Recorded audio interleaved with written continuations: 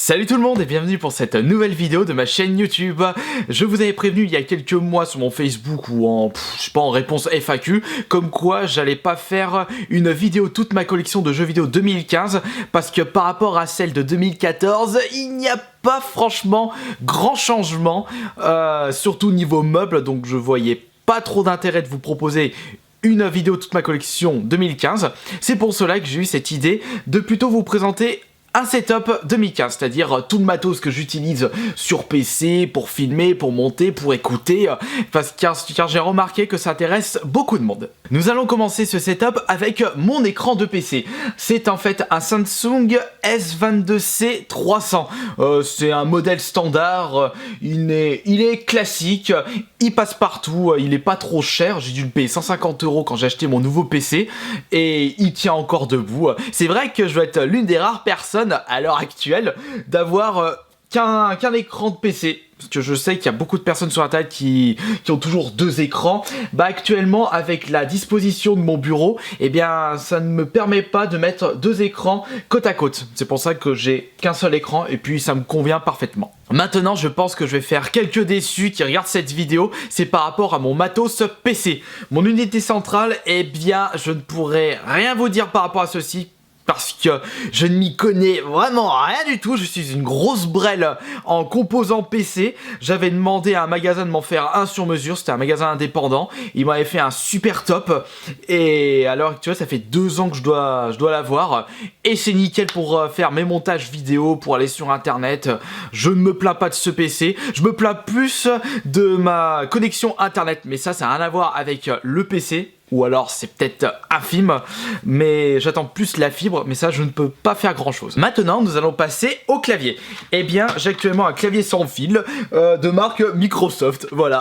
Un modèle standard également. Microsoft Wireless Keyboard 800. Le modèle 800 de clavier sans fil Microsoft.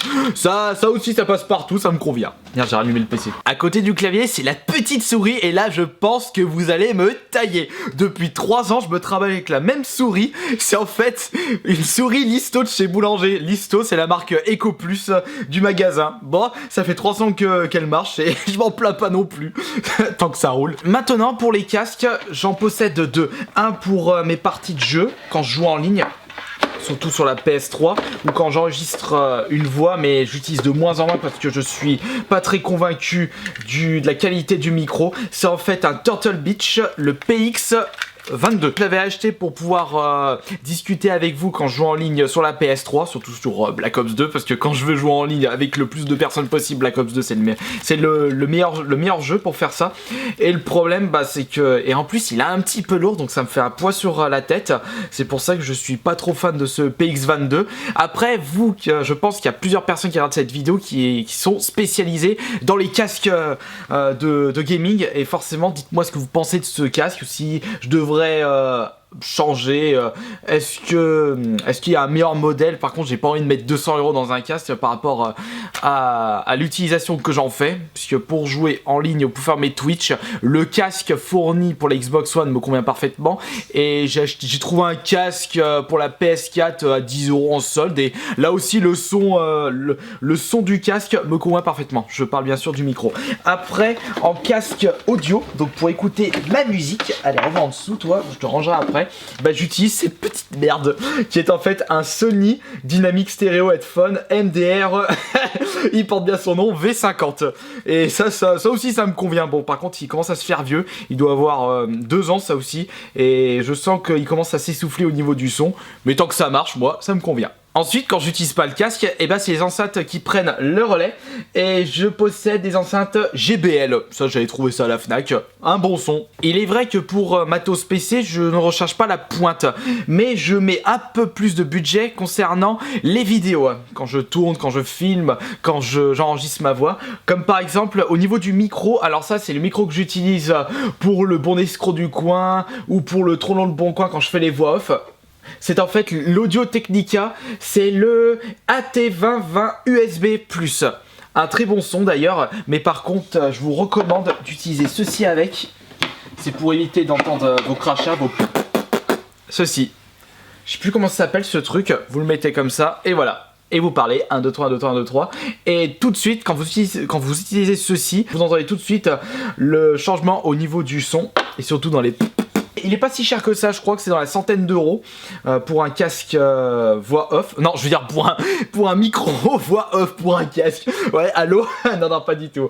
Ensuite, si je continue avec mon matos micro, eh bien, j'ai toujours actuellement le micro cravate qui est juste ici, même marque que ce micro là, donc l'Audio Technica, c'est le lavalier microphone micro cravate, c'est le ATR 3350. J'avais fait d'ailleurs une petite vidéo de présentation et là aussi le son est nickel. Par contre il faut faire gaffe parce que vous avez un on-off sur ce micro cravate. Il faut faire surtout très attention de bien le mettre en on avant que vous tournez votre vidéo parce que là vous aurez la mauvaise surprise. Ça m'est déjà arrivé 2-3 fois. Merde, j'ai oublié de mettre en on. Je suis bon pour faire. Et pour enregistrer ma voix via mes sessions de gaming, et bien juste je branche mon micro cravate ou alors le micro de mon appareil photo avec ceci. C'était d'ailleurs le hibou en commentaire YouTube qui m'avait conseillé ceci, un bon petit matos d'ailleurs, je le remercie s'il regarde cette vidéo, de bons conseils d'ailleurs en multimédia, le zoom H1. Je branche le micro et c'est parti. Non, pas comme ça, plutôt avec le micro cravate comme ça. Le son est impeccable. Il n'y a pas de bruit nuisible, si on peut appeler ça comme ça. J'en suis très convaincu. En ce qui concerne téléphone, tablette, donc pour côté tablette, j'utilise l'iPad R2. Et franchement, côté tablette, j'ai toujours été du côté Apple, car ils font franchement d'excellents matos au niveau de l'ergonomie, de la vitesse. Franchement, moi, je suis toujours super convaincu. À la base, je me traînais toujours un iPad 2. Mais jusqu'au moment où je ne pouvais plus jouer à Heroes Might and Magic 3 parce qu'il n'arrêtait pas de bugger, et ben je suis parti aller acheter ce iPad R2. Et téléphone, eh bien j'utilise le Sony Xperia Z3. Ça aussi bon matos. Cependant, j'ai été déçu parce que j'avais fait tomber mon téléphone à un moment et il y a eu juste une petite fissure et l'écran tactile ne marchait plus. 200 € dans le cul. Ça, je suis assez déçu de ce côté-là pour Sony. D'ailleurs, c'est Stix & Co, il en a parlé dans une de ses dernières vidéos par rapport à l'écran tactile de Sony. Vraiment, c'était vraiment un peu du foutage de gueule. Mais mis à part ça, le Z3 est impeccable. Mais il faut vraiment en prendre soin. Et qu'est-ce qu'on a du côté écran télé? Eh bien, c'est en fait un classique. Un écran LG que j'ai acheté il y a 4-5 ans encore une fois et c'est nickel pour pouvoir jouer à mes consoles next-gen rétro. Concernant matos vidéo, je possède 2 caméras, enfin plutôt une caméra et un appareil photo. Actuellement avec celui que j'utilise, c'est en fait le Reflex Canon 700D, un excellent matos. Par contre l'objectif c'est un 18-55, c'est le modèle de base. Ça aussi, ça me convient. T'as combien de fois j'ai dit ça me convient? Bah, pourquoi changer mon matos si ça me convient parfaitement? Et évitons les dépenses inutiles. Et pour la petite caméra, elle est vraiment passe-partout celle-ci. C'est le problème de l'appareil photo. C'est assez lourd, c'est encombrant, ça se met pas dans la poche. Ça au moins, c'est tout petit, une bonne qualité vidéo. Par contre, le problème chez les handycam, attends, je vais vous dire déjà la marque, c'est un HDR CX250 8,9 mégapixels, handycam de chez Sony. Ça aussi, ça fait un moment que je l'ai acheté. Et le problème des handycams actuels de chez Sony, eh bien, il y a l'espèce de rétroprojecteur à la noix complètement usé, ce qui fait chier le monde. Et ça augmente le prix du caméscope, ça augmente de 150 €. Vous achetez un truc plus cher pour une qualité exactement pareille. Et avec ceci, eh bien, quand je suis dans des conventions, c'est nickel. Allez hop, comme ça, je la sors, on filme, c'est parti. Le problème, c'est que je peux pas filmer en convention avec le portable, par exemple, parce qu'il suffit que quelqu'un me pousse et que je tombe le portable, je fissure l'écran, j'en ai encore pour 200 €. Donc c'est pour ça que ça au moins c'est solide. Par contre il commence à avoir un problème au niveau du son. On entend un espèce non pas d'engrenage mais un système et ça fait un bruit nuisible qu'il n'y avait pas auparavant. C'est pour ça que j'utilise de moins en moins. C'est franchement dommage. Mais en tout cas, si vous cherchez un petit caméscope pas cher, passe-partout, je vous recommande les handycams, mais ancienne génération, avant qu'il y ait le rétroprojecteur qui sert à rien. Le trépied de l'appareil photo que j'utilise, encore une fois, eh bien c'est en fait un Manfrotto. Ça aussi, c'est robuste. Et le micro qui se trouve au-dessus de l'appareil photo, c'est en fait un Rode Video Mac Pro. Vous pouvez le trouver actuellement pour 150 €. Et là, au niveau du son, vous avez un super son, une superbe qualité, un très bon rapport qualité-prix. Je cherchais le terme. En ce qui concerne la lumière, seulement un trépied.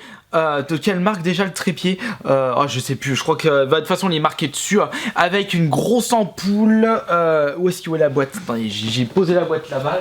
La loupiote, elle doit faire, voilà, elle fait 125 watts, mais en tout cas ça vous fait une grosse source de lumière, parce que le problème dans les vidéos, si vous avez une source de lumière qui n'est pas top, et ben ça se voit tout de suite au niveau de la qualité d'image. C'est pour ça que si je peux vous conseiller un petit matos qui n'est pas si onéreux que ça pour améliorer grandement la qualité d'image de vos vidéos, vous prenez juste une bonne loupiote, une grosse ampoule, et c'est parti.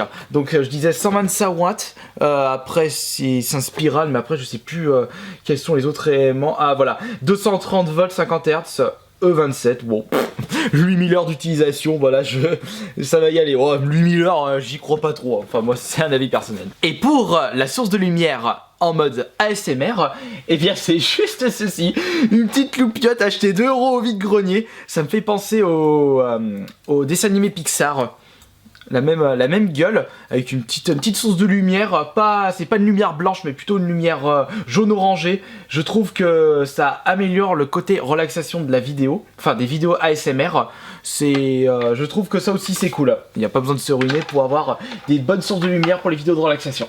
Au niveau des montages, le programme de montage que j'utilise actuellement pour monter mes vidéos, c'est toujours le même. J'ai toujours été resté chez Magix. Avant j'étais sur Movie Maker, mais dès que je suis passé sur Magix, bah, je voyais tout de suite le changement de qualité. Et j'ai actuellement la version 2014 pour la création de musique. Quand j'essaie de me créer des petites musiques passe-partout sans avoir la phobie de choper des droits d'auteur sur YouTube, bah, j'utilise un autre programme de chez Magix, c'est le Music Maker, si je me trompe pas. Là aussi c'est super simple d'accès. Bon, comme ça se rapproche de Magix au niveau de l'ergonomie, forcément moi j'arrive à me retrouver. Mais pour une personne qui n'a jamais utilisé un Magix Video Maker, et bah forcément le Music Maker il va avoir un petit peu plus de mal. Et pour les captures vidéo, donc capture gaming sur mes consoles, j'utilise toujours les HD PVR, le 1 et le 2. Le 1 c'est plus pour la Wii. Et pour le HD PVR 2, c'est plus toute console qui passe par un câble HDMI. Donc la Ray 35 pour les jeux rétro.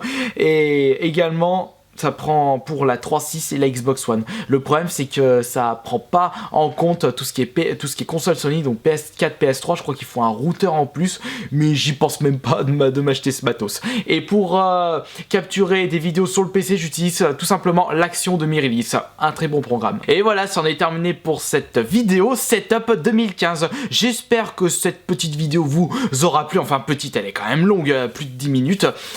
Et donc du coup demain, je pense pas que je vais pouvoir vous proposer un vide-grenier live parce qu'il n'y a rien à côté. Je pense que je vais peut-être me faire un bon escroc du coin pour continuer dans les vidéos qui vous font plaisir. Allez, merci encore une fois d'avoir regardé cette vidéo et à la prochaine.